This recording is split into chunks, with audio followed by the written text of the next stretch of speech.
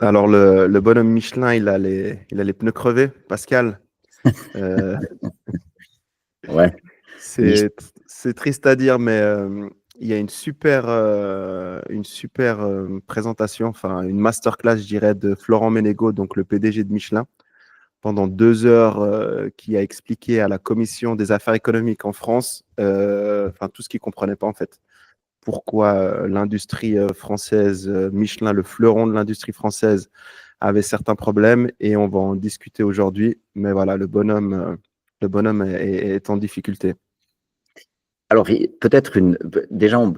peut-être qu'on peut essayer de mettre le lien sur cet entretien qu'il a. Je crois que c'est une audition du Sénat, hein, c'est ça? Ouais, Ouais. Peut-être on peut mettre le lien parce que le gars est absolument brillantissime. Il s'exprime avec une clarté. Je l'ai trouvé vraiment mais très, très impressionnant. Et puis peut-être pour donner un peu de contexte, donc Michelin, ils font des pneus, ils fabriquent des pneus, excellents pneus.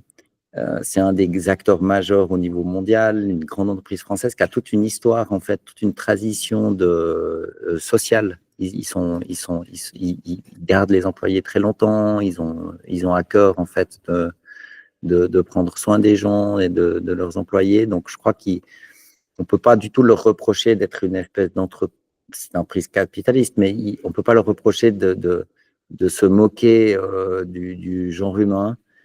Ils essayent vraiment de faire les choses bien, mais sont vraiment des industriels. Donc les pneus, le pneu, c'est quelque chose qui se moule mais qui se cuit, donc ça utilise beaucoup d'énergie.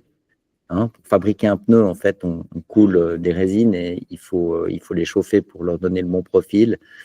Et donc ça consomme énormément d'énergie. Donc le prix de revient d'un pneu, ça dépend beaucoup en fait du coût de l'énergie.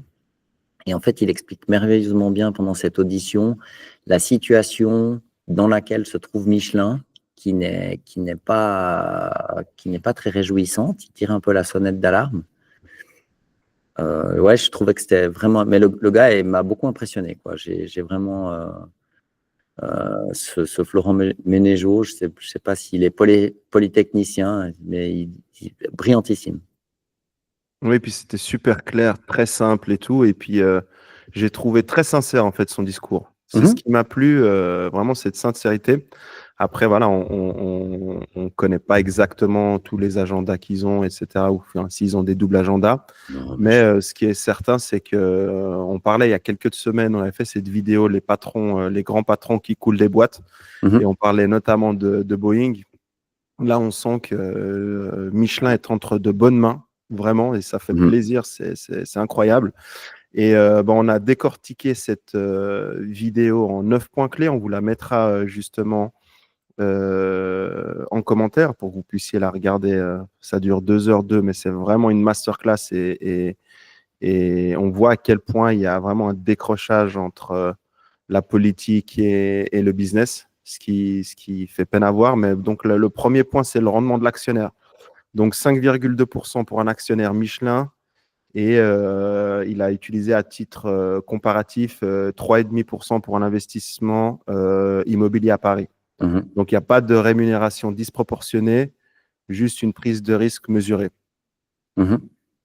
Bah, écoute, bon, le métier de patron, enfin, de l'industrie, la raison pour laquelle il parle vrai, il est cash, c'est que dans l'industrie, tu fabriques des pneus, il faut trouver les composants, il faut les chauffer, les cuire, comme ils disent, et ensuite, il faut réussir à les écouler, à les vendre, il faut avoir le bon produit, donc tu peux pas blaguer. Un pneu qui est mal fait, c'est une roue qui explose et un accident qui peut être c'est un composant de sécurité, c'est toute une technologie. Donc, forcément qu'un industriel, il est très en lien avec le réel. Tu Ouais. vois, il n'a pas de double agenda, j'y crois pas une seule seconde. Bien entendu qu'il va prêcher, il va expliquer en fait le réel qu'il vit pour qu'en fait le politique puisse prendre des décisions qui soient favorables, mais c'est aussi une question d'emploi, c'est aussi une question de prospérité. Donc je ne pense pas du tout qu'il faut le soupçonner de quoi que ce soit de mal intentionné. Ok. Le deuxième point, là, on va, je pense, s'attarder un peu plus longtemps, c'est le coût de production. Mhm. Donc, vraiment la catastrophe européenne. Et il faisait la comparaison sur 5 ans. Donc en 2019, l'Europe coûtait 34% plus cher que l'Asie. Et là, on est presque à 100% plus cher que l'Asie. Donc en Europe, tu es plus compétitif. Et puis, justement, les exportations, c'est ciao, quoi. Alors, il expliquait très bien en fait que Michelin, en fait, en Europe et notamment en France, mais je crois qu'ils ont aussi en Suisse, ils ont des centres de recherche, ils font de la R&D, etc., etc. Donc, du point de vue des books, du point de vue financier, en fait, Michelin en Europe, c'est profitable, mais uniquement parce que les filiales en Asie, aux États-Unis, en Afrique, en Amérique du Sud, elles leur payent un fee pour l'innovation et la R&D. Donc, en fait, produire en Europe pour Michelin, c'est une opération qu'ils font à perte. Et ça, c'est quand même un signal qui est très inquiétant parce que, comme tu l'évoquais très bien, en 2019, c'était déjà 34% plus cher qu'en Asie, ce qui n'est pas négligeable. Hein. Ça veut dire que le coût de production d'un pneu, c'est une partie du prix que toi et moi, on va payer. Quand tu auras une Tesla, tu verras, ça consomme beaucoup de pneus. C'est vrai. Typique que tu me jettes comme ça. Hein. Non, ça rappelle. Ça rappelle, hein, on rappelle 10 000 abonnés, Younes, il achète une Tesla, c'est beau. Ou peut-être Tesla t'en offre une, on ne sait pas. On sait pas. J'en doute. Hein. Apparemment, chez Tesla, il y a zéro cadeau, même pour les employés. Musk, on sait il pas. est très intransigeant là-dessus. Tu es un influenceur, tu peux pas savoir, tu es un influenceur. Et en fait, donc un tiers du coût en plus, c'est déjà pas négligeable, mais c'était, on va dire, gérable du point de vue de l'industriel qu'est Michelin. Mais maintenant, à plus de 90% de différence de prix, enfin de coût, ils n'arrivent pas à s'en sortir. Et là, je pense que M. Ménégo, il était très honnête. C'est-à-dire, quand ça te coûte le double à produire, qu'est-ce que tu fais? Ben, ton usine, tu l'installes ailleurs, sinon tu ne t'en sors pas. Et puis, dans ce coût, alors on va détailler, mais il y a évidemment le prix de l'énergie, puis il y a le coût de la main-d'œuvre. Et puis les deux se combinent pour faire en fait quelque chose qui est simplement pas viable en termes industriels. Tu ne peux pas fabriquer des pneus à perte. Ouais, et tu sais, c'est quelque chose auquel j'ai l'impression que les politiques, ils se rendent pas compte, en fait. Tu sais, tu regardais justement cette discussion, en fait, cette présentation qu'ils faisaient, puis tu avais des questions et tout à la fin. Et après, si tu regardes un peu ce qui se passe à l'extérieur, enfin, des journalistes et des politiques qui commentent, c'est qu'ils ont pas l'impression, enfin, on n'a pas l'impression qu'ils aient eu la notion de faire tourner un business où en fait tu dois prendre des décisions parce qu'à un moment donné, si tu les prends pas, bah, comme tu dis, tu perds ta compétitivité et tu mets la clé sous la porte. Et en fait, le fait on en parlera aussi un peu après, mais le fait de toujours taxer, le fait de toujours mettre la pression sur les business, eh ben, si tu n'as pas de grandes entreprises qui emploient des milliers d'employés, qui créent des jobs, eh ben, tu ne peux plus avoir de recettes fiscales, en fait. Alors, si tu veux, c'est tout le discours sur la prospérité. Il y a toujours, jusqu'à maintenant, il y avait deux camps qui s'affrontaient, la droite et la gauche. La droite disait il faut plus d'entrepreneurs, plus d'entreprises, il faut une création de richesse qui soit plus abondante, ce qu'on peut entendre, ce qui est juste. Et puis, l'élastique était tenu à l'autre bout, fort heureusement, par la gauche qui disait c'est bien joli de créer de la valeur, mais il faut la partager, la redistribuer. Et puis les deux arguments, en fait, se contrebalançaient puis permettaient d'évoluer dans une société heureuse. Et je pense que maintenant, on est arrivé à un carrefour, à une jonction, où en fait, cette manière de regarder les choses ne suffit plus. Pourquoi? Parce que le monde a changé, en fait. Il est traversé par différentes forces de rappel qui changent, en fait, les règles du système. Alors, la première chose, c'est que les entreprises, elles sont internationales. Ça veut dire qu'elles opèrent, en fait, mettons, pour faire simple, sur tous les continents, pratiquement dans tous les pays du monde. Donc, en fait, elles peuvent un peu comme un être humain comme toi et moi, en fait, choisir l'endroit où elles vont s'établir. D'accord? Elles peuvent dire, ben voilà, moi, je vais aller, je sais pas, à Jersey ou, je sais pas, aux îles Caïmans, etc. Donc, dans un monde où l'État-nation a des frontières et des règles et prélève un impôt, mais où le capital et les entreprises sont liquides, si tu veux, elles peuvent être où elles veulent, c'est très, très compliqué, en fait, d'appliquer les règles. Donc, c'est pas, on peut blâmer les politiques, bien entendu, mais il faut aussi voir, en fait, les moyens d'action qu'ils ont et puis la capacité, en fait, d'une multinationale à se réfugier là où elle le souhaite. Et c'est pour ça que je trouvais cette conférence du patron de Michelin très intéressante, parce qu'en fait, il explique, c'est un peu en creux, que si ça devient trop défavorable, ils vont simplement pas pouvoir continuer comme ça. C'est pas une question de volonté, ils vont pas pouvoir faire autrement. Ils vont devoir en fait délocaliser des choses. Ils sont en train déjà de fermer certaines usines. Il l'explique d'ailleurs dans la vidéo. Il dit on a dû fermer une usine qui faisait des pneus de camionnettes ou de camions. Oui, Tu sais, tu te souviens, puis ils avaient oui, deux oui, sites de de production camionnettes. en Ouais. France, puis ils se sont dit, et je trouve ça remarquable, il faut vraiment saluer cet effort qui est fait. Ça prouve que Michelin, ils ont une grande tradition en fait sociale et tournée vers le bien-être collectif.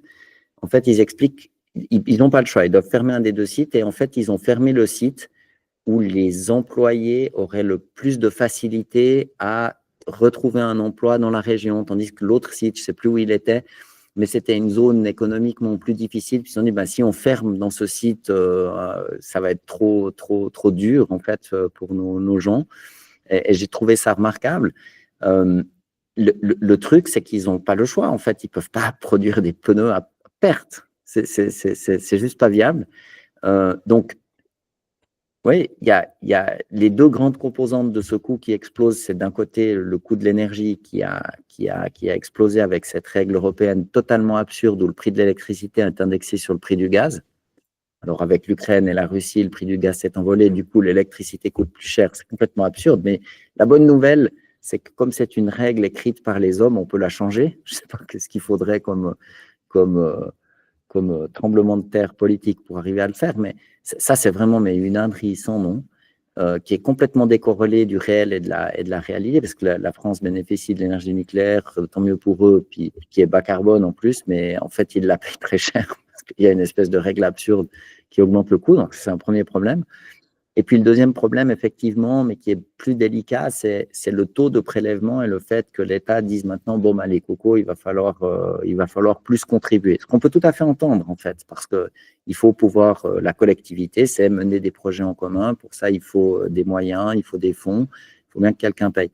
Mais la difficulté, c'est que pour une entreprise qui est une multinationale, ça veut dire qu'elle est dans plein de pays, elle va pas rester à un endroit où en fait elle se tire dans le pied, c'est sûr. Et c'est un peu ce qu'il dit. Il dit c'est un cri d'amour pour la France. Enfin, moi je l'interprète un peu comme ça. Puis il dit bah laissez-nous rester quoi. On est d'ici, on est de. C'est pas qu'on veut pas contribuer, mais il faut que ce soit simplement faisable pour nous.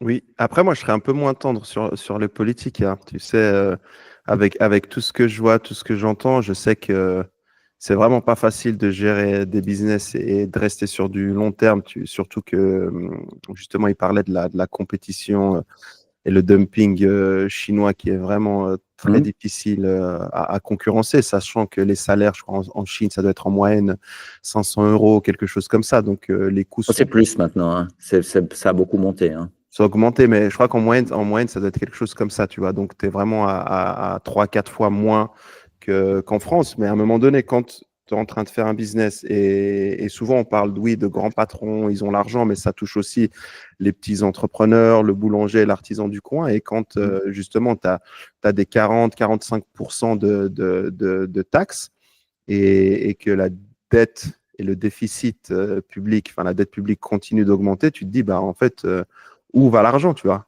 Et le problème, c'est que on voit que, enfin, de par mon expérience et surtout de voir ce qui a été fait ces 20 dernières années, vaut mieux laisser plus d'argent à un entrepreneur qui, lui, va investir, développer, plutôt que le donner à l'État. Et puis, on ne sait pas où on va, où tu as des centaines de fonctionnaires ou des milliers de fonctionnaires qui, pour la plupart, font du bon boulot, mais tu as une certaine partie, peut-être 20-30%, qui font pas grand-chose et qui sont là juste pour réguler et mettre des nouvelles lois chaque année.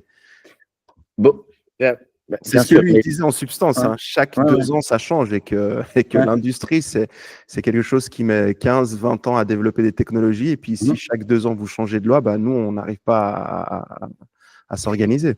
Alors, le fait est qu'en fait, un industriel, un entrepreneur, un chef d'entreprise, il a besoin en fait de visibilité. En fait, il n'y a rien, y a pas de mauvaises nouvelles auxquelles on ne puisse pas faire face, mais ça, faut que ce soit un tout petit peu stable. Parce que sinon, C'est un peu compliqué.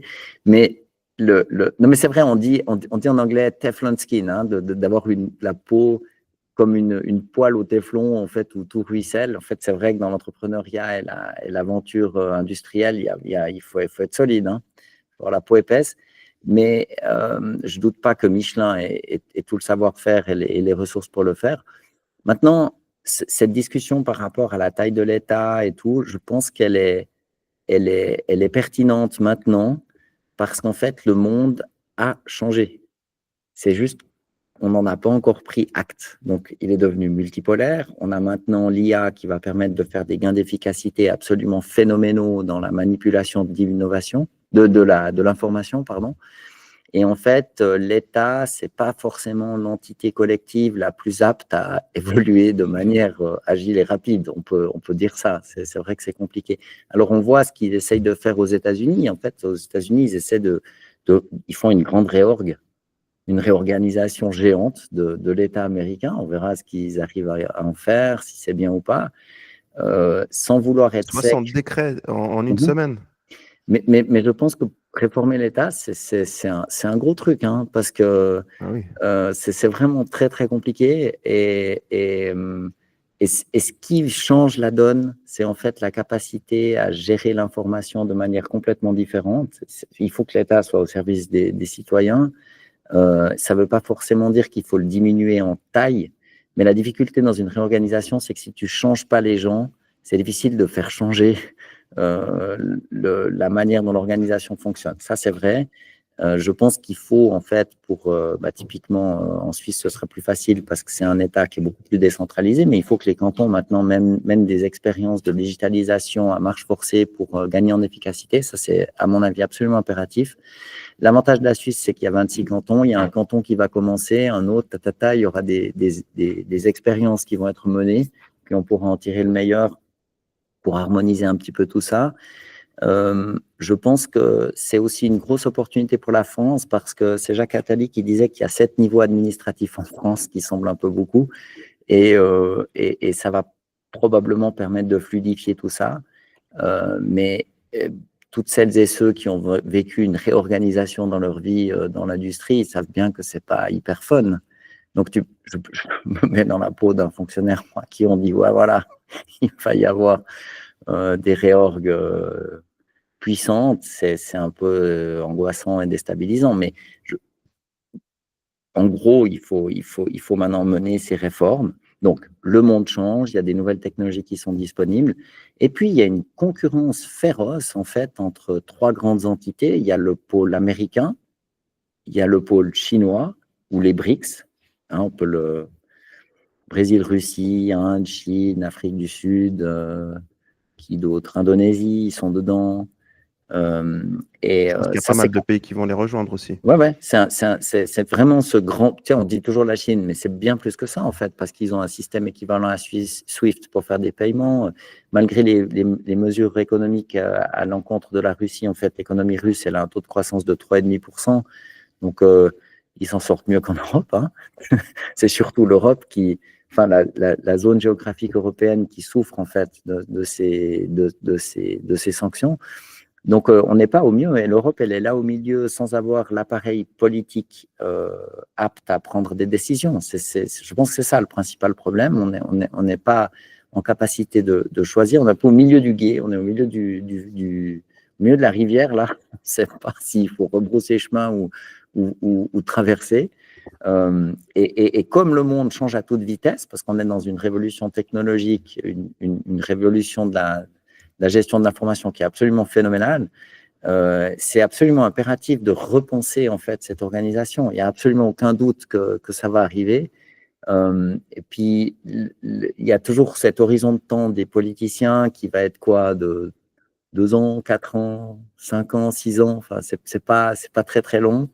Ils ont aussi des ennuis. Il ne faut pas croire qu'ils sont la vie facile. Moi, j'ai quand même beaucoup d'admiration pour les gens qui sont en politique parce que c'est vraiment un sacerdoce délicat et difficile, mais je ne suis pas sûr qu'ils soient toujours bien conseillés au sens où je ne suis pas sûr qu'ils prennent acte en fait du séisme qui est en train d'arriver. Il faut regarder ce qui se passe aux États-Unis. ça n'est pas pour rien qu'ils sont en train de réorganiser l'État américain de manière tout à fait profonde, brutale et rapide, peut-être trop brutale, ok, je peux entendre, mais il faut maintenant se mettre en ordre de marche pour faire ces réformes.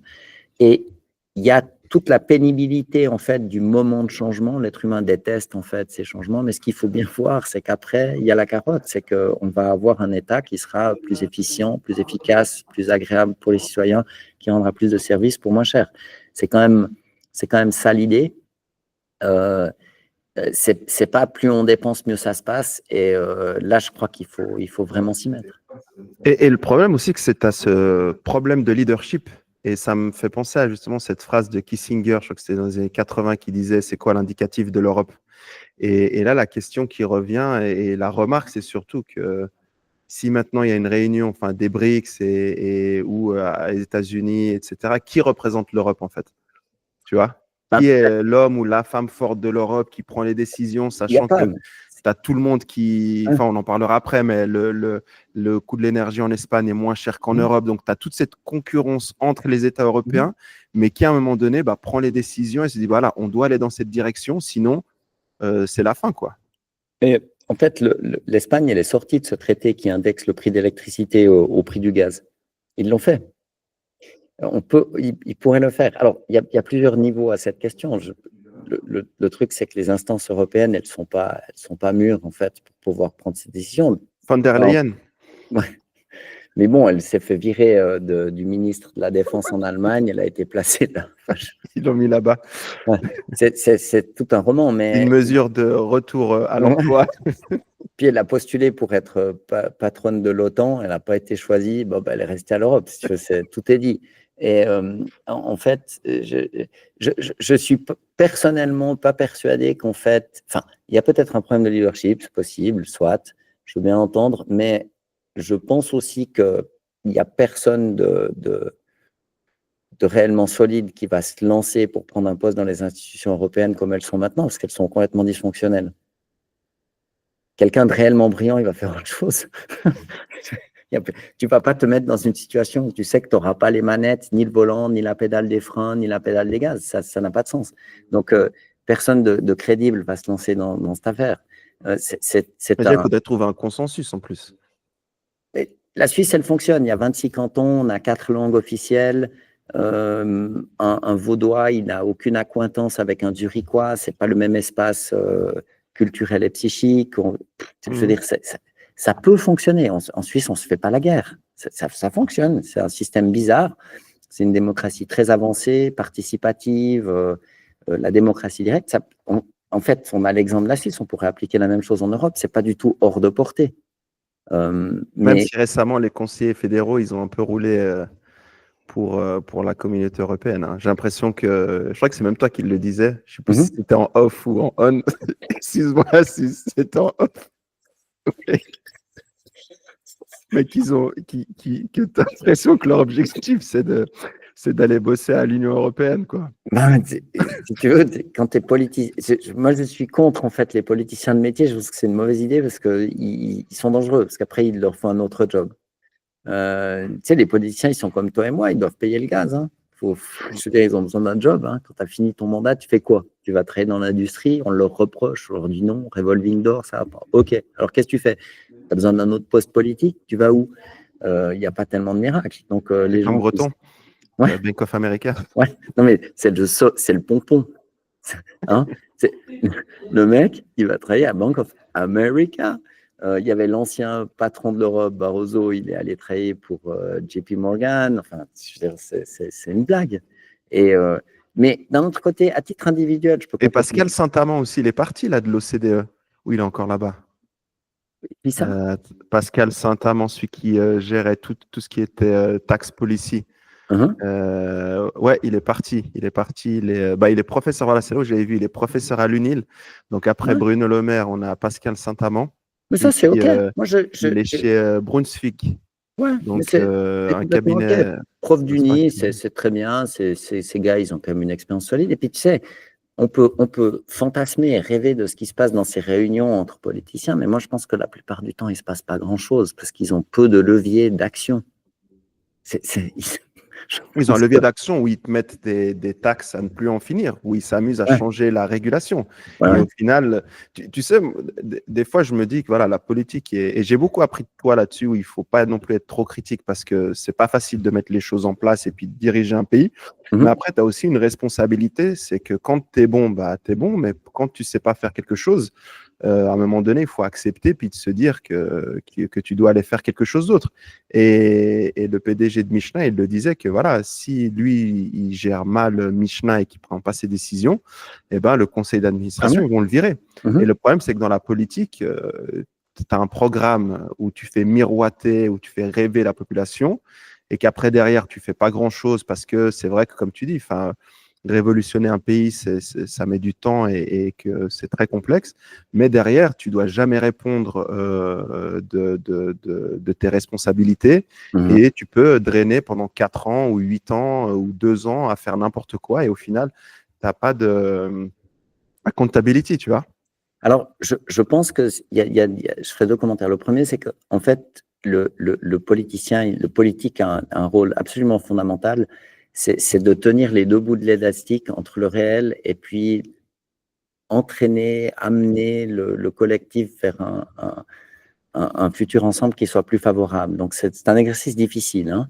Et je ne crois pas que ce soit si veut, un bon chef d'entreprise peut être un bon politicien peut être un bon chef d'entreprise, mais je ne suis pas sûr que les qualités requises pour être chef d'entreprise fassent forcément d'un individu un politicien brillant. Je crois que l'exercice est un peu différent et qui Ça requiert veut dire quoi un politicien brillant? C'est quoi? un politicien brillant, c'est quelqu'un qui voit le réel et qui arrive à convaincre les gens en fait d'aller ensemble vers la solution la meilleure. Mais souvent, il faut être courageux. Mitterrand, il a mis fin à la peine de mort en France. C'était pas quelque chose qui était soutenu par la majorité des gens. C'est ça, un grand politicien, en fait, il faut un philosophe qui analyse le monde, qui prédise l'avenir et puis qui soit capable de séduire les gens, en fait, pour les amener vers un demain qui soit plus favorable. C'est un exercice compliqué parce que c'est facile d'annoncer des bonnes nouvelles. Plus d'impôts, on rase gratis, quoi. Tu vois, c'est se faire élire. Mais je crois que la nouvelle génération de politiciens qui va émerger seront des gens qui sont vraiment en prise avec le réel, parce qu'il faut. Les citoyens sentent très bien qu'en fait, le réel n'est pas ce qu'on nous décrit. Tu vois, il ne faut pas prendre les gens pour des ânes.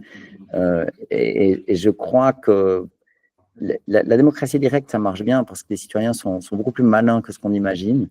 Il ne faut pas les prendre pour des pommes. Et ce qui change fondamentalement, et ça, c'est un changement contre lequel on ne pourra pas lutter et qui est déjà en place, c'est qu'en fait, le citoyen est aujourd'hui beaucoup plus intelligent parce que beaucoup mieux informé, hein, et beaucoup plus vocal parce qu'il a à la fois la possibilité de comprendre ce qui se passe en temps réel et de faire savoir quelle est son opinion. Et ça change en fait la dynamique à l'œuvre. Imagine le Valais il y a 50 ans, même un peu plus, je ne sais pas, dans les années 70-80. Il y avait ce fameux journal, je dis ça pour nos auditeurs français, donc le Valais, c'est un des cantons de Suisse, peut-être vous êtes allé skier là-bas, Verbier, Crans-Montana, Zermatt, on fait un peu de pub.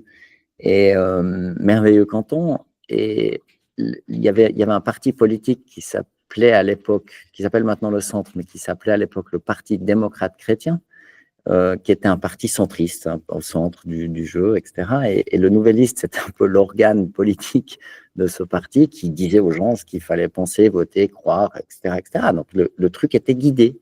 Il y avait des gens qui savaient un peu mieux lire et écrire que les autres, qui étaient là à ramasser des abricots et du raisin pour faire du vin, et puis qui disaient aux gens, bon, ben voilà, moi j'étais à l'école un peu plus longtemps, je vous dis, il faut qu'on fasse ça. C'est pas un mauvais système, d'accord, dans un monde où en fait, il n'y a pas énormément de gens qui ont fait des études supérieures, etc. etc. Ce qui se passe maintenant, c'est qu'en fait, il y a pratiquement 30% de la population dans les pays les plus avancés qui font des études supérieures. C'est beaucoup. C'est un changement fondamental. On n'est plus uniquement fait de savoir lire et écrire. On a des outils comme X comme Facebook, comme tous ces réseaux sociaux, comme YouTube notamment, qui permettent en fait de creuser n'importe quel sujet. Tu veux savoir comment lutter contre la dépression, tu veux savoir comment changer tes pneus, tu veux savoir comment réparer ton toit, tu as la possibilité de le savoir. Mais si tu veux savoir comment va l'économie européenne, tu as accès désormais au patron de Michelin qui te commente l'état de son entreprise. Gratos. Et ça, il y a 50, 70 ans, ça n'était pas possible. Donc, en fait, le citoyen est beaucoup plus informé. Je ne dis pas que tous les citoyens sont très bien informés, mais si on regarde la moyenne et la médiane, en moyenne, les gens ont la possibilité d'un peu mieux s'informer parce qu'on n'est plus tenu par la presse, donc l'impression, mais on est dans l'espace digital. Et ça veut dire que ça change le rôle du politique. Pascal, je reviens sur le point du prix de l'énergie. Donc, un désavantage mortel. Électricité, 132 euros le mégawattheure en Europe, 68 euros aux États-Unis. Le gaz, 53 euros mégawattheure en Europe, 16 euros aux États-Unis. Donc, produire en France, c'est un suicide économique. Avant de te donner la parole, j'ai plusieurs internautes, auditeurs qui m'ont fait la remarque comme quoi on n'avait jamais parlé de Nord Stream. Donc, et c'est pour ça que, donc voilà, il y a plusieurs théories. La théorie la plus plausible, selon moi et de ce que j'ai pu lire et me documenter, c'est que ça serait les Américains qui auraient fait sauter Nord Stream. Pourquoi? Parce que à qui profite le crime? Donc avant, on achetait le gaz aux Russes et maintenant, on l'achète 3 fois plus cher aux États-Unis. Et c'est pour ça que quand tu as tes coûts de production qui explosent par 3, bah, tu ne peux plus produire. Et je te donne la parole sur cette bombe que j'ai lâchée. Alors, Nord Stream, en fait, on n'en sait rien. Mais ce qu'on peut dire, c'est que les perdants de l'histoire, ce sont les Européens et les gagnants, les Américains. Voilà. Hein, Ils nous vendent quand même 3 fois le prix de ce qu'on payait avant. Ben, qu'est-ce que tu as comme autre option? Tu connais un mec qui vend un peu de gaz? Ce sont des millions de mètres cubes de gaz qu'il faut acheter chaque année. C'est pas un truc que tu trouves chez l'épicier du coin. Hein. C'est le mec avec des buts à gaz, là, comme ça. Mais c'est incroyable. C'est incroyable. Non, je crois pas que c'est incroyable. Pour des sociétés, non, mais tu sais, quand tu es vraiment, par rapport au prix, mais quand tu es dans l'industrie automobile, quand tu es dans l'industrie du pneu, comme tu dis, tu dois faire cuire, c'est des industries très gourmandes en énergie et que ton prix, justement, il triple. Tu peux plus faire de bénéfices, c'est très compliqué. Écoute, c'est hyper difficile, mais alors il y a plusieurs éléments. Le premier, c'est il y a ce conflit en Ukraine. Voilà. L'Occident défie. On en est où? Est-ce qu'on a gagné ou est-ce qu'on a perdu? Ah non, militairement, c'est les Russes qui ont gagné, ça fait un moment. Hein. C'est pas moi qui te dis, il faut écouter John Mearsheimer, Jeffrey Sachs, il y a toute une série de gens, Madame Galacteros, j'espère que je n'écorche pas son nom, une femme admirable, colonel de l'armée française, qui a travaillé dans les renseignements, qui fait des analyses, elle a un canal YouTube qui est absolument génial.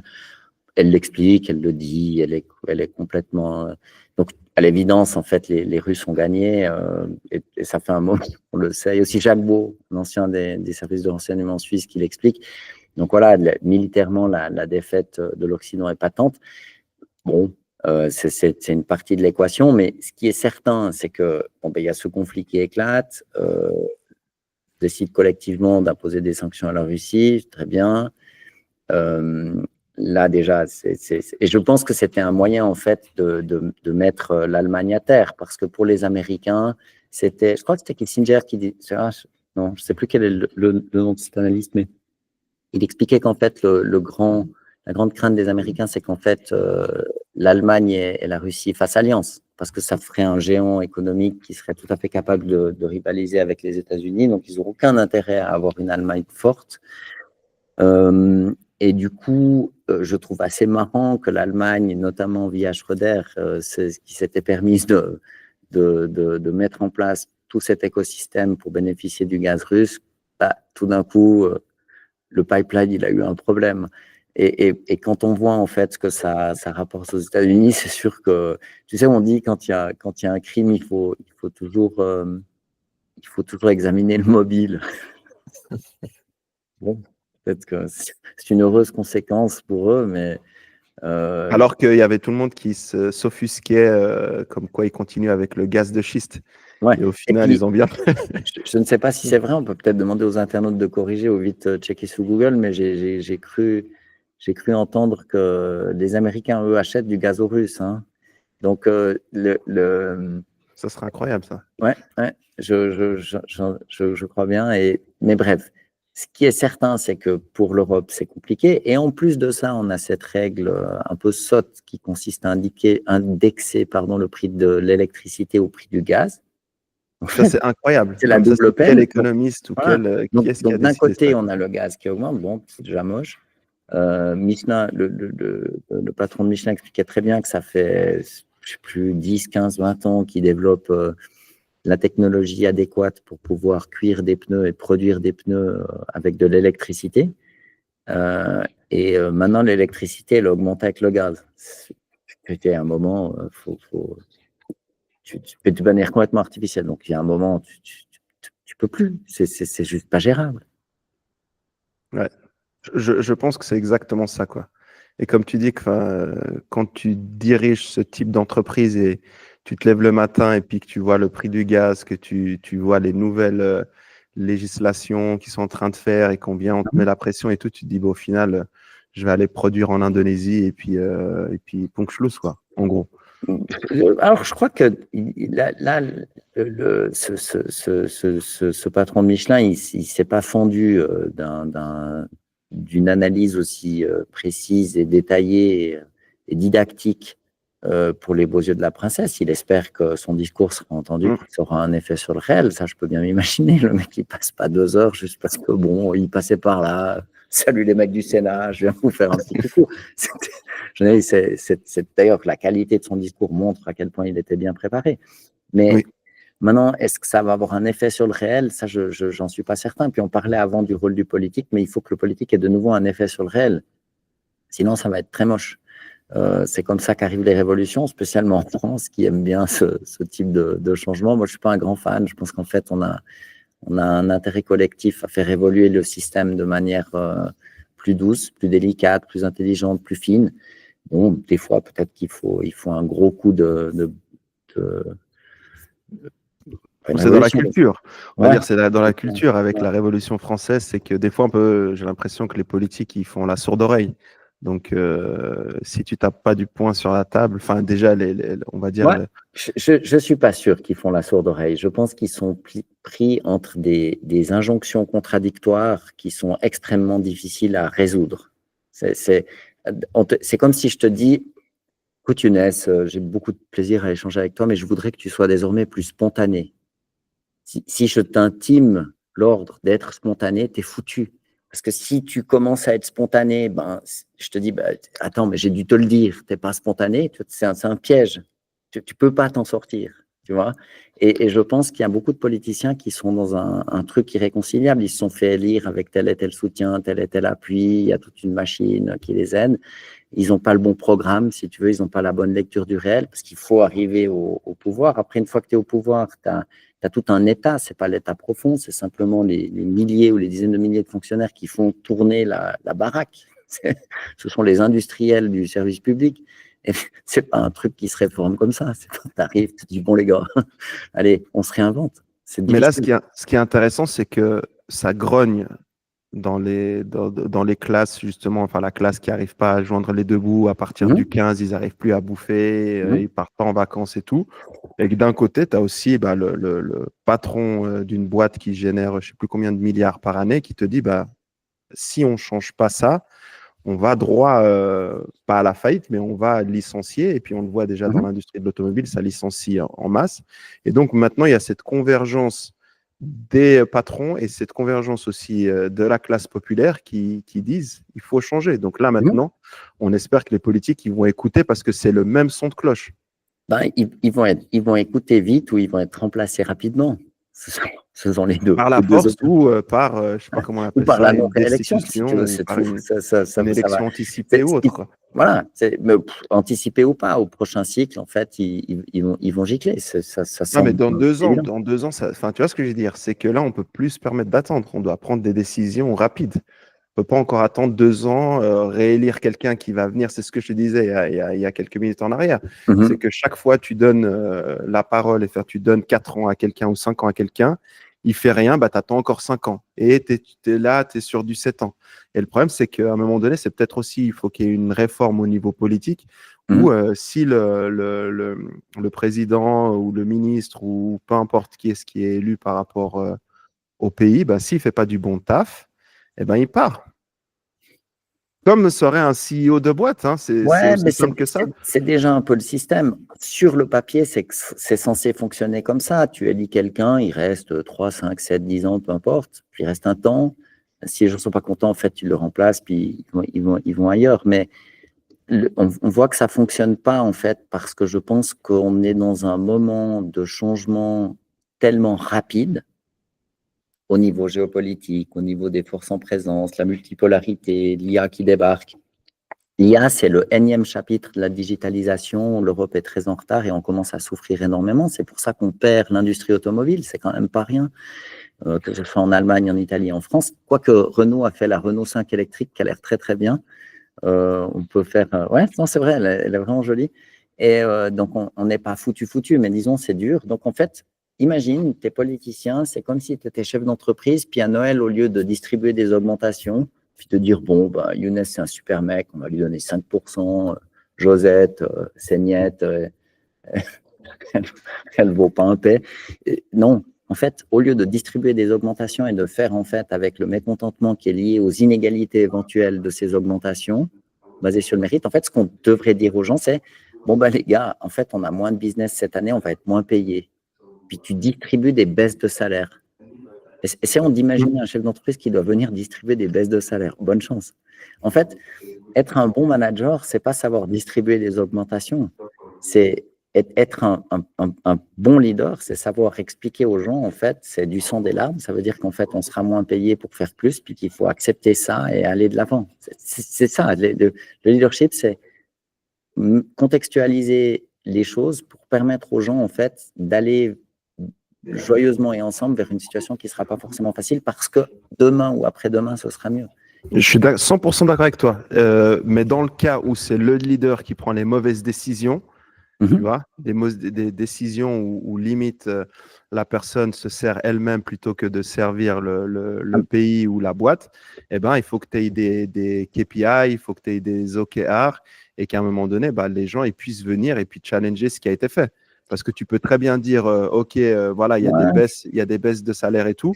Mais si c'est toi qui a perdu des gros clients ou qui a mal investi ou autre, c'est pas aux employés de subir l'incompétence je suis d'une d'accord, mais personne. si tu veux, il faut aussi pouvoir donner une certaine visibilité. On en parlait pour la loi, pour que les industriels aient de la visibilité sur les lois, qu'elles ne soient pas trop changeantes ou mouvantes. Je veux dire, si quelqu'un est élu à un poste quelconque, que ce soit à l'État ou à la tête d'une entreprise, si on te laisse 6 mois, tu n'as rien le temps de faire. Tu vois, ça prend du temps, en fait, d'imprimer un changement. Et, on l'a vu avec Trump, il a quand même fait 60 décrets, 60 décrets en une semaine. Ouais, mais il était prêt. La première fois qu'il c'est ça, en la fait. première fois qu'il était élu, il n'était pas prêt. Change. Là, il a passé 4 ans à se préparer comme un dingue et il a 2 ans. Il a 2 ans, en fait, pour imprimer un changement. Il a un immense avantage, c'est qu'il ne peut pas être réélu. Ouais. Donc, il peut y aller, il peut y aller franco.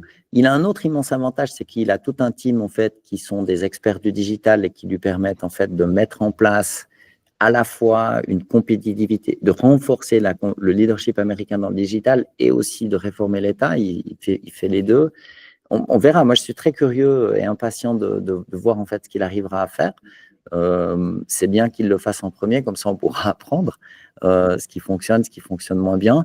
Mais c'est get the shit done en gros. Hein. C'est ce que tu fais en tant qu'entrepreneur où tu es obligé de faire bouger les choses. Tu ne peux pas te permettre d'attendre parce que sinon, tu te fais bouffer par tes concurrents. C'est vrai. Mais si tu veux, on va voir en fait comment ça se passe. Et malheureusement, moi j'ai un peu l'impression que le plan de l'Europe, c'est de se transformer en Disneyland. Et puis que notre plan, c'est de faire… Tu peux développer là-dessus parce que là, ça intéresse. C'est de faire… C'est quoi cette histoire? On va venir un Disneyland géant. Les gens vont aller visiter la Tour Eiffel, Montparnasse, ils vont aller visiter la Tour de Pise, le Vatican, que sais-je. Voilà, l'Europe, c'est un continent qui est encore immensément riche en termes de stock, mais qui ne génère plus de flux. Les entrepreneurs se barrent en nombre. Ça, c'est quelque chose qui revient souvent ces derniers mois. C'est Mais parce incroyable. qu'on est sorti on n'est plus dans l'histoire. On est en train de sortir de l'histoire. On est complètement dépassé. On est là comme Et c'est même pas entrepreneur aussi, hein, Pascal. Toi, tu m'avais sorti un chiffre impressionnant sur les PhD qui quittaient l'Allemagne. Je ne sais plus si c'était 50% ou un truc comme ça. En fait, il y a 40% des PhD en Allemagne dans l'intelligence artificielle qui partent aux États-Unis. Donc, en gros, allez, on va simplifier, on va dire que c'est 1 sur 2. Si tu en as 1 sur 2 qui se barre, ça veut dire que tous ceux qui en ont la possibilité matérielle, ils le font.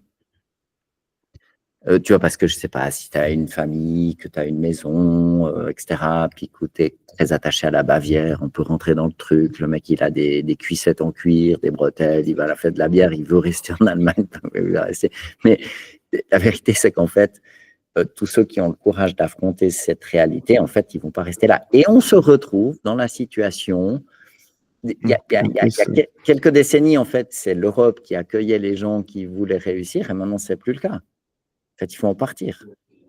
Et voilà, c'est comme ça. Ça, c'est la réalité. Alors après, je ne dis pas qu'il ne faut pas essayer de lutter contre ça. Je ne dis pas que c'est une espèce de réalité, de fait indépassable.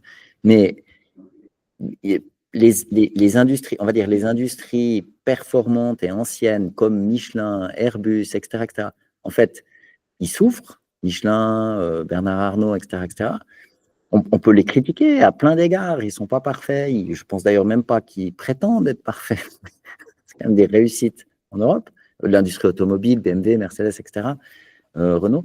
On a ces vieilles industries qui, en fait, sont en train de péricliter. On a les nouvelles industries qu'on peut essayer de caractériser sous la forme des startups qui n'est plus là. Donc, le flux, il est à 0 et la baignoire se vide. Mais on a une grande baignoire. On est dans un jacuzzi. Simplement, il est percé, ça c'est en train de se vider. Et je pense que le risque, c'est qu'on se transforme en un Disneyland géant où les gens viennent dépenser leur argent une fois qu'ils sont riches, où ils viennent nous visiter. À Venise, ils vont commencer à faire payer une taxe pour visiter la ville. Ça, c'est Disneyland. C'est ça. Et ça, je pense que moi, j'ai rien contre. Je pense que c'est très bien que les gens visitent Rome et Venise ou Paris, mais je trouve que si on regarde une zone géographique et puis qu'on essaie de réfléchir au modèle d'affaires qu'elle a, Disneyland, ça m'a l'air pas très joyeux pour les habitants. Bah oui, parce que ça serait qu'une industrie du tourisme et puis derrière, on se transforme en Mickey là-dedans, quoi. Ça m'amène sur le prochain point, fiscalité et impôts de production, donc vraiment le fardeau français. En France, c'est 4,5 du PIB en impôts de production, c'est le record européen. Et l'Allemagne, la production, elle est subventionnée. Donc, on parlait de compétitivité entre les pays. Donc, même au sein de l'Europe, tu as un désavantage à être en France. Et donc, qui décide encore une fois, c'est pas moi ni toi, c'est ni lui. C'est ni Monsieur Florent Ménégo, c'est la politique. Ouais. Bien sûr. Alors, je dirais il y a plusieurs points. Le premier, c'est qu'en fait, c'est Emmanuel Todd qui évoquait ça. Il disait qu'en fait, l'Union européenne, c'est une zone de libre-échange vorace et qu'en fait, on se fait une concurrence interne complètement défavorable aux intérêts européens, puis qu'il faut que l'Europe, elle applique un certain protectionnisme. Ça semble évident et il faut commencer à le faire. Bam. C'est ça qui permettra en fait de payer des salaires européens et par exemple de fabriquer des pneus en France plutôt qu'ailleurs. Le fait que l'Allemagne subventionne la production, cool. Ils ont un modèle qui est différent de la France. Moi, je ne le connais pas en détail. Ce qu'on peut dire, c'est qu'en fait, l'automobile allemande, l'industrie automobile allemande, pardon, est en train de s'écrouler, d'imploser, d'exploser. Donc, bon, subventionnés, pas subventionnés, ils sont quand même à la rue et ça ne se passe pas bien. Donc, ce n'est pas le seul critère. Si tu veux, la fiscalité, c'est une chose. Je ne pense pas que… Moi, je n'ai jamais pensé qu'en fait, la fiscalité, c'était le facteur déterminant. Ce qu'il faut voir, c'est pour une certaine fiscalité, quel est le retour, qu'est-ce que ça amène comme avantage. C'est plus compliqué que ça. La preuve, en fait, elle est un peu plus douce en Allemagne. L'industrie automobile, ça n'empêche pas d'être en train de pourrir sur pied. Donc, ça va avoir un impact sur Michelin, qui vendent forcément des pneus. Moi, je pense qu'ils vont régler ça. Il y a deux manières de le régler, en fait. Tu peux changer la loi ou alors tu peux… Je n'ai aucune information, je conjecture, mais on pourrait dire dans un roman de science-fiction à tendance anticipatrice, on pourrait imaginer qu'en fait, Michelin, qui est un immense employeur en France, ait un accord avec l'État pour avoir un kickback sous une forme ou sous une autre. Ce qui fait que pour un politicien, ça te permet de ne pas dire qu'en fait, tu as un impôt plus doux avec un champion national. Comme ça, il ne se passe rien. Et puis, par derrière, tu leur fais un kickback intéressant sous une forme ou une autre. Ce qui peut peut-être qu'ils décideront de faire ça, c'est égal. Ce que je veux dire, c'est qu'on ne le saura pas forcément, mais je doute quand même que l'État français laisse tomber Michelin. Ça me semblerait un peu raide, un peu fort de café. Ils ne le feront pas, ils trouveront une solution. Donc, je pense que pour ça, ils vont faire quelque chose. Ça ne veut pas dire que toi et moi, on le saura. Mais les gens qui sont au commandement de la France sont quand même intelligents. Quand tu as un mec aussi brillant que le patron de Michelin qui t'explique que là, c'est la fin des haricots, tu trouves une solution. Mais ça ne veut pas dire que tout le monde le sait. Et c'est là, je pense, que les politiciens font une erreur. C'est-à-dire qu'on n'est plus dans un monde où tu peux cacher les choses.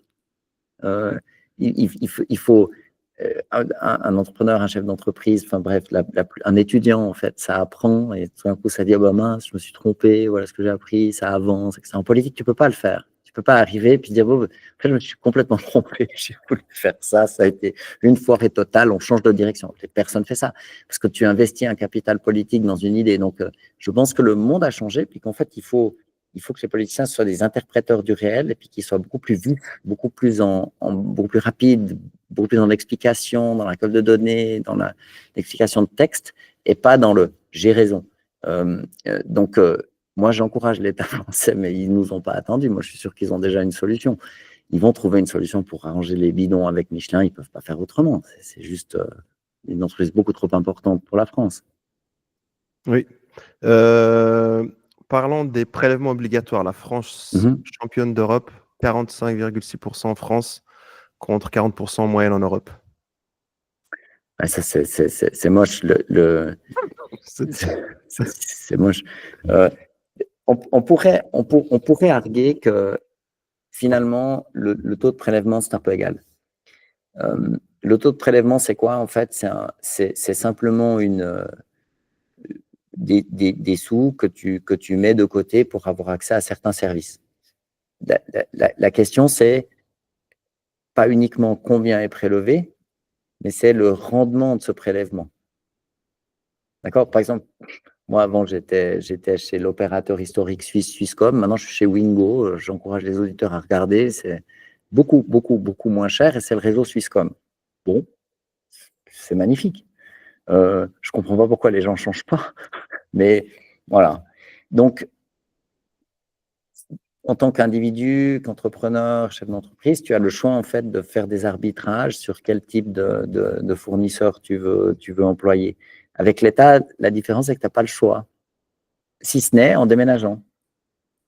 En déménageant le HQ de ton entreprise. Ce que Bernard Arnault disait entre les lignes, c'est que ben voilà les gars, je reviens d'une visite aux États-Unis, c'est vraiment welcome. Hein, qu'est-ce que vous en pensez?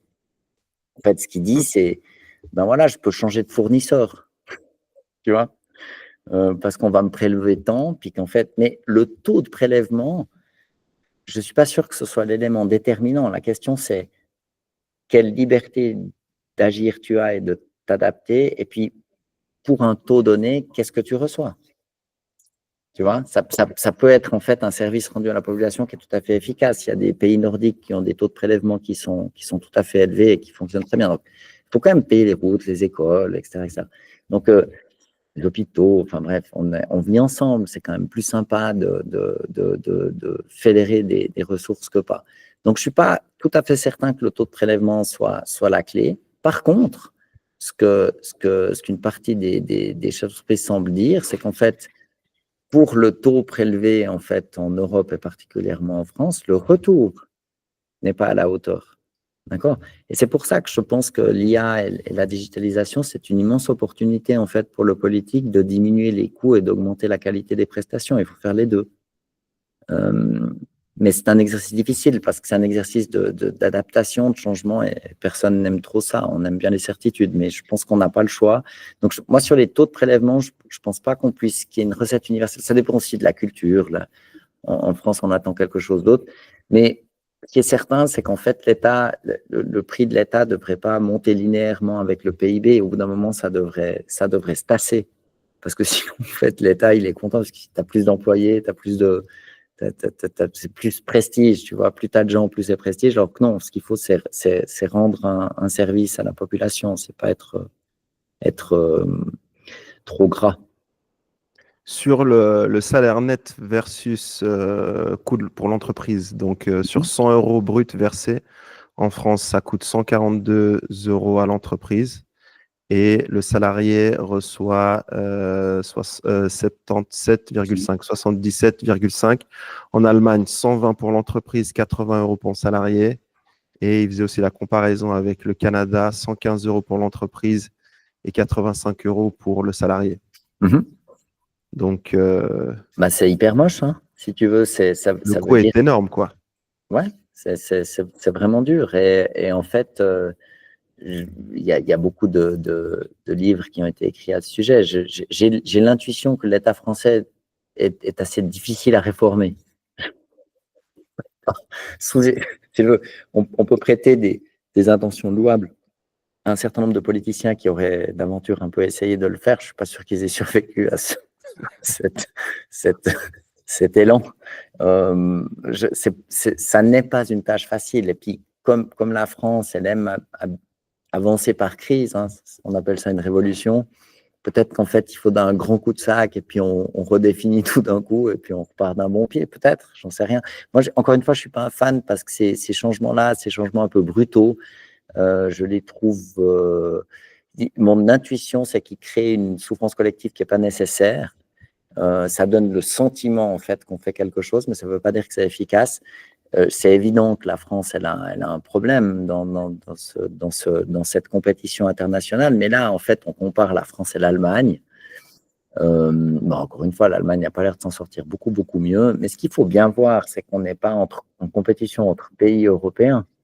On est dans le même bateau, mais on est en compétition avec les États-Unis, on est en compétition avec le Canada, le Mexique, la Chine, l'Indonésie, etc. Tant que les entreprises, tant que le capital est hors frontières, donc les entreprises, on ne va pas s'en sortir, si tu veux. Il n'y a pas de moyen de lutter contre ça. Donc, en fait, il faut essayer de proposer un package qui soit attrayant. Le fait que l'État prélève une grande partie, pour moi, le problème principal, c'est qu'on est maintenant dans une décennie de changement ultra rapide.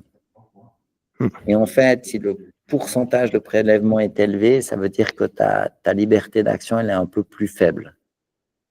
Et comme on est dans une décennie où en fait il faut une capacité à s'adapter qui est vraiment grande, il faut avoir une grande vélocité, il faut des flux, il ne faut pas du stock.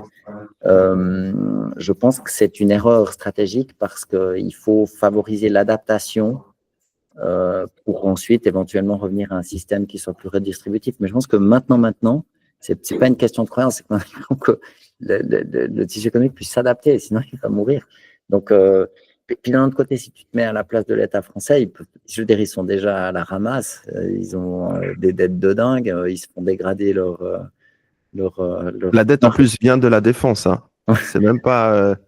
c'est vraiment des mauvais choix qui ont été pris dans la défense. Mais je t'en prie, ils sont fait dégrader, tu dis, ils empruntent à des taux d'intérêt plus hauts que la Grèce. Ils sont uniquement protégés par l'euro. Et c'est pour ça que la France, elle est vraiment protégée par l'euro de ce point de vue-là, mais ça ne l'encourage pas en fait à entrer dans un cercle vertueux pour réellement économiser. C'est jamais très rigolo. Alors après, pour combattre une grosse dette, tu as l'inflation, la guerre ou la révolution. Enfin, il y a pas de ou le défaut, quoi. Tu vois, tu n'as pas de 36 000 solutions. Hein. Et favoriser l'inflation, c'est ruiner les gens. C'est pas grand-chose d'autre. Donc, moi, je ne vois pas de solution toute cuite et toute simple parce que je ne vois pas comment l'État français peut vous dire bon, ben, les gars, on renonce à ces rentrées fiscales. Mais si tous les entrepreneurs et les entreprises existantes, ce que je trouve rigolo, c'est qu'en fait, ouvrez les guillemets, vieilles entreprises expliquent qu'en fait, ça ne va pas pouvoir continuer comme ça. Et puis les nouvelles expliquent que ça ne va pas pouvoir continuer comme ça en votant avec leurs pieds, en partant. Ouais. Donc, tu vois, c'est pas… Parce qu'on peut toujours critiquer, mon Dieu, tel et tel est devenu trop riche, etc. Bon, ok. Mais, je veux dire, si on pense à une entreprise vertueuse socialement du type de Michelin, je veux dire, les mecs, vraiment, ils essayent de faire le mieux pour le plus grand nombre. Ils ne sont pas des pommes, ils ont cette entreprise depuis des années et des années. Ils regardent à long terme, ils investissent en R&D, dans l'innovation. Il faut quand même respecter ce qu'ils arrivent à faire. Si eux te disent, les mecs, c'est plus tenable, il faut les entendre. Donc, il va falloir trouver une solution pour eux. Et ça, c'est le canari dans la mine qui indique qu'en fait, il faut qu'on fasse évoluer le système. Et comme c'est très difficile de savoir ce vers quoi il faut tendre, ce qu'on peut faire, c'est essayer d'assouplir. Il faut mettre de l'huile dans les rouages pour que le collectif puisse se reconfigurer, que ce soit sous forme d'une entreprise, l'État, etc. Mais il faut arrêter de croire en fait qu'il va y avoir un mec qui va venir avec une page A4 et des bullet points et puis qu'on va faire ça, puis que ça va bien se passer. Il faut que ce système complexe puisse s'adapter. Il faut de la flexibilité. Et puis aussi, il y a un point qu'on mentionne très rarement, c'est que les entreprises, elles demandent d'être taxées un peu moins justement pour garder leur avantage concurrentiel et puis pouvoir continuer à faire du business. Mais c'est que voilà, ils créent des emplois et puis quand tu crées des emplois, bah, l'État aussi taxe les salaires donc des employés. Et oui. Donc c'est double recette fiscale entre guillemets. Hein. Ça, c'est des choses qu'il ne faut pas oublier aussi. Bien sûr, mais si tu veux, si tu regardes, imagine maintenant que je te nomme ou que quelqu'un te nomme, je n'ai pas le pouvoir de le faire, mais à la tête des finances de la France. Merci. Tu fais quoi? Tu es déjà dans le mal, tu dois emprunter chaque année pour payer ton train de vie. Tu fais quoi? Tu diminues tes rentrées? Bien sûr que non. En plus, il a été nouvellement élu, c'est Marc Ferracci, qui lui était basé sur le canton de Genève. C'était le responsable du parti de Macron. De la mais mets-toi à sa place, tu fais quoi? Tu diminues les entrées? Good luck with that. Hein. C'est rude. Hein. Bah, déjà, tu les… le problème, c'est que là, ils sont en train d'augmenter. Oui, mais… C'est ça qui pose problème. Oui, mais moi, je ne suis pas certain qu'il faille les soupçonner de mauvaises intentions. S'ils les augmentent, c'est qu'à mon avis, ils en ont vraiment besoin. Besoin, c'est pour faire quoi, en fait? C'est ça le problème. Ça, je ne sais pas. C'est que tu as de moins en moins de professeurs à l'école, tu as de moins en moins de lits dans les hôpitaux. Donc, en fait, l'argent, il va où, en fait? Et c'est ce qu'on disait. Et peut-être c'est intéressant, avant de poursuivre, parce qu'on pourrait finir là-dessus, mais c'est qu'il y a tellement de réglementations, ce que disait Monsieur Florent Ménégo, c'est que dans une industrie dans laquelle est Michelin, il faut à peu près 20 ans pour développer une nouvelle technologie. Donc, il parlait de cuire justement les pneus et qu'ils avaient développé une sorte de grille-pain et ils sont les seuls au monde pour le faire. Donc, ils ont besoin de stabilité pour investir et que les règles changent tous les ans et qu'en fait, c'est pas possible. Et ce qui m'a frappé, c'est qu'il a dit que leurs meilleures usines où ils avaient fait le plus de développement technologique, elles étaient en Chine. Donc, ça veut tout dire. Oui, mais si tu veux, ok, c'est vrai, il l'explique très bien et puis c'est juste. Mais ce qu'on disait avant, en fait, on parlait de l'État. Imagine maintenant que tu dois gérer ce budget de l'État. Oui, les entrepreneurs, ils ont besoin de stabilité, etc., et puis de pression. Mais c'est pas qu'il y a un politicien qui s'est dit, je vais faire voter une loi bien naze pour tout foutre en l'air. Le fait c'est qu'on est dans un système extrêmement complexe où les choses résonnent entre elles et qu'en fait, d'essayer de croire qu'il y a un méchant ou un con dans l'équation, moi, je pense que ça n'aide pas. C'est possible, il y en a certainement. Non, je ne pense pas que c'est des méchants. À mon avis, ils sont ni cons ni méchants. À mon avis, on est dans un système d'une complexité énorme.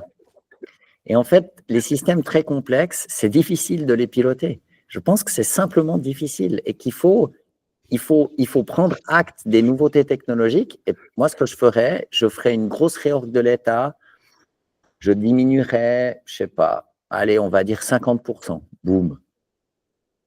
Je couperais. Je pense qu'il n'y a pas d'autre manière. Mais c'est ça. En fait, le truc, c'est quoi? C'est que je ne dis pas qu'il soit méchant ou bête. Le truc, c'est qu'il y a des choses qui ont été mal faites. À un Ouais, moment donné, ouais, mais tu as dans la attends, caisse je et ils t'interromps. vont. Imagine Vas-y. maintenant, je te dis, bon, Younes, vas-y, tu te fais élire comme conseiller d'État à Genève. Ton programme, c'est de couper l'État genevois de moitié. Good luck with that. Tu verras, tu vas avoir des ennuis. Ta boîte aux lettres, elle va prendre feu, il va t'arriver des bricoles. Je veux dire, je pense, si tu veux réformer un truc aussi énorme, il n'y a pas de miracle en fait. Il faut faire de la place, il faut changer les gens, il faut Mmh. réorganiser les choses. Euh, alors, bon, l'État ne le vit jamais, les entreprises le vivent tout le temps. Donc, en fait, l'État y survivrait. Il n'y a pas de raison qu'il soit tout le temps protégé des réalités du monde. Mais c'est pas facile du tout de faire bien en disant, les gars, c'est tabula rasa, vous allez voir, ça va chauffer. C'est difficile. Je suis 100% d'accord avec toi, mais ce que je voulais dire, c'est que à un moment donné, il y a un trou dans la caisse. Donc, qu'est-ce qu'ils Mhm. se disent? Il y a des décisions qui ont été mauvaises, et c'est peut-être même pas dans le dernier quinquennat, ou je sais pas comment on appelle ça, enfin les derniers 4 ans, ou peut-être même Mhm. avant, et qu'à un moment donné, ils doivent trouver l'argent. Mhm. Et ce qui était intéressant, je sais plus qui c'est qui disait ça, mais donc il y a eu la grosse annonce de Trump, voilà, comme quoi on va un peu assez théâtral, où on va mettre 500 milliards de dollars, et puis tu as Mhm. Musk derrière qui a dit qu'il les avait pas. Mais certes, donc voilà, tu as peut-être 100 ou 200 milliards qui vont venir comment il s'appelle, Sequoia. C'était Sequoia, Mhm. hein, je crois. Je sais plus qui Je était suis pas derrière. sûr, je crois que c'était SoftBank, mais peut-être. Ouais, SoftBank, ouais, avec Masso, machin. Et donc voilà, lui, il arrive à trouver des capitaux privés. Par Mhm. contre, en Europe, c'était quoi? Une des réponses, c'est oui, on va prendre chez les épargnants. C'est Tu vois moche. ce que je veux dire? Donc, d'un Je suis côté, d'accord. tu arrives à lever des fonds, à faire de l'investissement où tu vas avoir un retour sur investissement. Mhm. Et derrière, ben, on va taxer les riches retraités qui sont Mhm. à plus de 2 000 € par mois. Tu Mhm. vois un peu la différence de Mhm. mindset? Je suis d'accord, mais si tu veux, c'est pour ça que j'évoque tout le temps la question des stocks versus les flux. Oui. En Europe, on a un grand stock de savoir-faire, d'argent, de vieux bâtiments magnifiques. On a la chapelle Sixtine, c'est trop cool. On a la Tour Eiffel. Tout ça, c'est bon art. C'est du stock. Le flux, Mhm. c'est en fait le moi au sens de Jung, c'est-à-dire il faut converger vers quelque chose de plus heureux demain. C'est aime ton prochain comme toi-même, c'est-à-dire ton prochain toi, et ce collectivement. Donc, il faut essayer d'y aller. Et en fait, on a oublié un peu en Europe, en fait, il y a un demain, puis faut marcher, quoi, faut le faire. Donc, je pense, je pense il y a la question des investissements, mais à mon avis, le plus délicat, c'est comment tu vois, quand on dit, en fait, on fait que d'accumuler des lois, mais on n'en supprime jamais, c'est vrai. Puis au bout d'un moment, ben voilà, ça a posé un problème à Rome. Moi, je trouve qu'en Europe, il commence à y avoir une ambiance romaine, mais pas au bon sens du terme, au sens on s'écroule sous notre propre poids, on régule tout, ça n'a plus de sens. C'est un système qui vit pour lui-même. Et je pense que si, rien n'est indépassable. Simplement, il faudrait mener une réorganisation géante dans tout cet appareil politico-administratif qui n'est pas simple à mener. Et il faudra votre courage. Note que Trump, il a été élu sur ce programme. Hein. Il a dit avant d'être élu, ben, nous, on va faire ce Doge, on va rendre l'État plus efficient. À mon avis, de manière absolument claire, parce qu'en fait, avec les progrès qui ont été réalisés dans l'IA, il y a la possibilité technique de faire autrement. Faire Twitter avant le digital, c'est difficile. Oui. Imprimer des livres avant Gutenberg, c'est difficile. Donc, quand il y a un changement technologique, ça permet de faire les choses autrement. Et maintenant, il faut en prendre acte et se mettre en ordre de bataille. Là où l'Europe a du mal, c'est comme on a pratiquement aucun asset dans le digital. Euh, En plus, pour utiliser le digital, on va payer une taxe aux Américains. C'est Ouais, c'est chaud. ce qu'il disait, c'est ce qu'il disait, enfin, on a manqué vraiment ce virage. Et puis, Mhm. je sais plus quelle personne, c'est intéressant, je crois que c'était sur France 5 et tout, un débat. Mhm. Et tu dis, voilà, on a manqué Ah le oui, c'est sûr. cloud, on a manqué l'IA. Et puis Mhm. après, une des solutions apportées par je ne sais plus qui, hein, je ne veux pas lui tirer dessus, mais tu disais, bah oui, bah ou si on veut éviter d'être largué, c'est en tout cas de savoir les utiliser, quoi. Tu vois? Mhm. Donc, en fait, on a accepté comme quoi on ne pourra jamais construire un LLM ou voilà, nos Mhm. propres outils, et que voilà, au final, si on les utilise bien, c'est bon. Mais c'est pour ça que je disais un petit peu de manière provocative, notre plan, ça peut pas être de devenir Disneyland. Parce qu'il y a deux éléments dans cet Ah, argument. Le premier, c'est qu'en fait, l'Europe se transforme en un grand parc d'attractions pour touristes. Et puis, tu sais, en Inde, ils sont 1, je sais pas quoi, 1,2 milliard. En Chine, ils sont 1, je sais pas combien exactement de milliards. Je sais pas même pas si eux le savent, mais ça fait beaucoup de monde. Il suffit que tu aies un millième de ces gens qui viennent en Europe chaque année, ça va être plein. Hein. Et je j'ai absolument rien contre le tourisme, c'est vraiment magnifique, etc. Et il faut que le monde puisse profiter de ses beautés, mais on peut pas, ça peut pas être notre plan. Hein. Et puis pourquoi je dis Disneyland, c'est parce qu'en fait, c'est une société américaine. Donc si tu veux, on a les deux. En fait, ils vont encaisser. l'Europe, c'est en train de devenir une espèce de dépendance américaine. Et la Suisse encore pire, puisqu'on peut même plus acheter de chips IA comme on veut. Ouais. Mais Ça, c'est un gros coup. Hein. On en c'est la parlait honte. souvent. C'est Tout la le monde honte. dit oui, la Suisse, on va être sauvé, mais C'est gravissime. Je pense que c'est pas gravissime pour l'IA parce qu'on va réussir à tourner autour. Tu sais, comme ils ont interdit de vendre ces chiffres, ces chips en Chine, mais en fait, ils passent tout. Je sais plus si c'est Singapour ou Hong Kong, mais quand ils ont fait le compte du nombre de chips achetés en une année, il n'y avait pas assez d'électricité dans tout le pays pour les faire tourner. Donc, ils vont ailleurs. Et du coup, on arrivera à tourner autour, on va simplement payer un peu plus cher, mais ça montre en fait, enfin, en tout cas du point de vue de la Suisse, qu'on est complètement à côté de la chose. Et de la servilité, ça ne paie jamais. C'est-à-dire qu'il ne faut pas du tout être agressif, il faut dialoguer, mais il faut dialoguer comme un jésuite, il faut être habile, il faut avoir un plan, il faut proposer une vision, il faut être malin. Et je crois que maintenant, il faut rentrer dans un moment de réinvention volontaire et courageuse et pas simplement dire oh, on n'a pas les chips, mais il faut interpréter ce signal pour ce qu'il est, c'est que on est dans le jus, on veut même plus nous les vendre, tu vois. c'est ce qu'a fait Guy Parmelin. Ouais. Non mais il fait comme il peut, le pauvre. Il a signé un accord de libre-échange avec l'Inde, c'est bien, mais il faut se réveiller. Pour moi, c'est un très très mauvais signal. C'est même pas qu'on n'a pas d'industrie du digital, c'est qu'on nous vend plus les chips. C'est moche. Excuse-moi, Pascal. C'est parce que tu penses à Guy. Mais moi, je l'aime bien, Non, mais c'est Guy. exactement ça. C'est ce qu'il a dit. Je sais pas Il est si je l'aime bien rationnel. ou pas. On n'est même plus là à se dire s'il est gentil ou il n'est pas gentil ou autre. Mais je pense qu'on peut finir sur cette phrase de Florent Ménégo qui Mhm. dit: si je gérais Michelin comme l'État gère ses finances, je serais viré en une semaine. Qu'est-ce que ça t'inspire? Bah, disons, c'est pas un compliment qu'il fait aux gens qui l'écoutent. Tu vois? Il a le franc-parler hein, des industriels. Il leur dit le réel. C'est les mecs, il faut vous réveiller. Vous pouvez pas juste attendre 3 ans pour aller chez JP Morgan ou Bank of America. Ça, c'est les langues se délient. Hein. Grâce à Trump, on peut lui attribuer ça.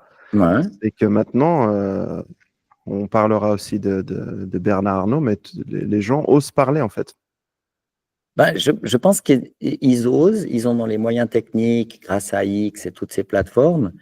Mais il y a un autre élément, c'est qu'en fait, il faut en parler parce qu'il y a des problèmes tout à fait concrets et réels qui se posent à la collectivité publique. Je regardais l'interview de RFK, Kennedy, pour le ministère de la Santé, et puis, enfin, l'espérance de vie aux États-Unis, elle est plus basse qu'en Russie. Mm. Tu peux dire que ça t'énerve, mais tu peux pas dire que c'est pas vrai. Et en fait, ça, c'est vraiment un indicateur impressionnant. C'est Todd qui dit il y a toujours le nombre de bébés que fabriquent les gens, la natalité. Un monde où, en fait, il n'y a pas forcément un avenir commun qui est très joyeux. Les gens ont tendance à moins se projeter, à faire moins d'enfants. Alors, il y a aussi évidemment la richesse, mais les États-Unis, de ce point de vue-là, ils vont mal, en fait. L'espérance de vie, elle baisse, le système de santé, il part en sucette, ça marche plus. Donc, en fait, face à un système qui commence à ne plus fonctionner, ou disons, pour le moins bien fonctionner, il faut faire quelque chose. C'est pour ça un mec comme Michelin, s'il réagit pas quand ça va mal, il fabrique plus de pneus. Ça se voit. Ouais. T'es sur tes ventes en alu, là, c'est pas bon. Et du coup, il y a un principe de réalité qui s'applique dans l'industrie. Tu n'as pas le choix que de trouver des solutions. Et je pense que c'est dans ce mode-là que doit se mettre l'État. Et puis je pense qu'il faut le voir d'un bon œil. En tout cas, pour nous, on a Ouais. le plaisir de commenter, discuter, essayer de trouver des solutions, en tout cas d'avoir ce débat et tout, parce qu'on a envie de faire avancer les choses, quoi. On Bien n'a pas entendu, envie et puis parce on qu'on voit. se marre, puis ça Oui, nous plaît de le faire. Moi, j'adore discuter avec toi, mais c'est aussi intéressant, je trouve, parce que c'est la première fois où, en fait, tu peux avoir un studio de télé pour rien, en fait. En fait, ce qu'on fait, c'est un peu une discussion sur ce qui se passe dans le monde. Je trouve ça super passionnant, super. En tout cas, je te remercie. Moi, j'ai un immense plaisir à faire ça avec toi. Mais je pareil. pense qu'il faut être dans l'explication. On est dans un système très complexe et les propositions trop simples, des yaka faucons, ça marche rarement. Mais ce dont je suis certain, c'est qu'il faut examiner les flux et pas les stocks et qu'il faut se mettre en mouvement. Il faut y aller maintenant. Il faut essayer d'inventer quelque chose qui soit un peu plus joyeux. Et tu le répètes souvent aussi, avoir son esprit critique. Mhm. C'est pas parce que tu critiques un gouvernement ou une mesure et tout que faut mal le prendre, Mhm. mais c'est surtout pour se dire, bah voilà, ça va pas, il faut changer les choses. C'est pas juste critiquer pour critiquer. Enfin, nous, on n'a aucun, malheureusement, toi, tu veux pas faire de politique, donc on n'a aucun agenda politique ou autre, ça va rien nous changer de notre vie. Ouais. Mais en tout cas, si Oui. on peut décrypter puis essayer de faire avancer les choses à notre échelle, c'est Ouais. intéressant. Moi, je ne suis pas intéressé à faire de la politique parce que déjà en Suisse, Tu sais qu'on nous le demande, hein. Moi, j'ai plusieurs Ouais. personnes Ah qui non. ont entendu, ils m'ont dit, ouais, il faut essayer de le pousser et tout. Donc, je dis, je vais y travailler Non, petit mais à on y petit. travaille. C'est comme moi pour la Tesla vis-à-vis de toi. Mais le fait est, c'est qu'en Suisse, les politiciens, ils ont relativement peu de capacité d'action. En France, ça a quand même plus de gueule. Hein. C'est ministre en France, ça claque, quoi. Et, je pense aussi qu'il y a un moment, en fait, la politique, c'est rigolo s'il y a des choses à faire. Et Bah là, très il y a, bien. Hein? il y a énormément de choses à Ouais, faire là. mais il faut être en capacité de le faire. C'est-à-dire qu'il faut que le steak soit mûr, il faut que les gens soient prêts et il faut avoir un plan. Il faut proposer un projet. Là, c'est rigolo, entraîner les gens sur un projet qui soit positif, qui dépasse un petit peu les clivages aujourd'hui, probablement un peu éculés. Il reste pertinent, mais qu'il faut peut-être dépasser parce que la technologie a changé, puis que le monde est différent. Il faut se réveiller un peu. Nous, on en est toujours à discuter de notre énième accord bilatéral et machin. Enfin, c'est sans fin. On est toujours dans cette espèce d'hypothèse collective des années 70-80. Mais le monde, il a changé. On est dans un monde qui est différent et les recettes du passé, elles ne vont pas continuer à fonctionner. Donc, en fait, la politique, c'est intéressant en fonction du projet qu'on peut proposer aux gens et puis du soutien et de l'écho qu'on peut trouver parce qu'il faut aussi que les gens soient prêts. C'est pas si évident que ça. Tu ne peux pas faire de la politique tout seul. C'est ça que je voulais dire. C'est vrai. Bah, on finira dessus. Merci beaucoup, Pascal. Toujours un Ciao, plaisir. Younes. Ciao, ciao. Partagez. Ciao.